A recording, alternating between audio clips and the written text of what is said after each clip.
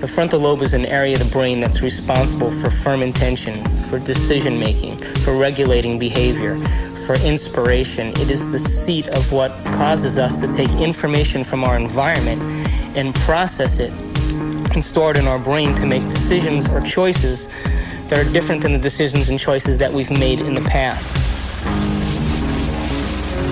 The brain is made up of tiny nerve cells called neurons. These neurons have tiny branches that reach out and connect to other neurons to form a neural net. Each place where they connect is integrated into a thought or a memory. Now, the brain builds up all its concepts by the law of associative memory. For example, ideas, thoughts, and feelings are all constructed and interconnected in this neural net, and all have a possible relationship with one another. The concept and the feeling of love, for instance, is stored in this vast neural net.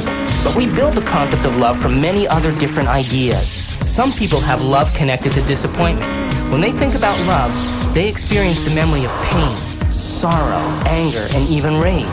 Rage may be linked to hurt, which may be linked to a specific person, which then is connected back to love. Every observation can be looked upon as a quantum measurement. This quantum measurement produces memory. We always perceive something after reflection in the mirror of memory.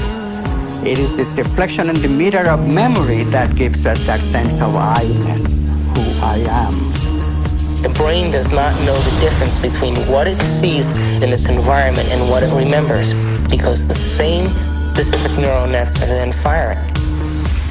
We know physiologically that nerve cells that fire together wire together. If you practice something over and over again, those nerve cells have a long-term relationship. If you get angry on a daily basis, if you get frustrated on a daily basis, if you suffer on a daily basis, if you give reasons for the victimization in your life, you're rewiring and reintegrating that neural net on a daily basis, and that neural net now has a long-term relationship with all those other nerve cells called an identity. We also know that nerve cells that don't fire together no longer wire together.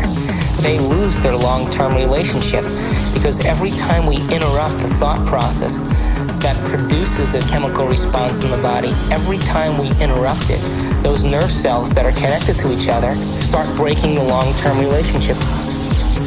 If we practice our mental rehearsal and our skill in being able to do it will show that certain brain circuits will grow as a result of our effort. It'll get easier to do, in other words. If we accept that idea, then it will allow us to go back the next day and do it with more certainty and with more acceptance. That in itself is no different than praying.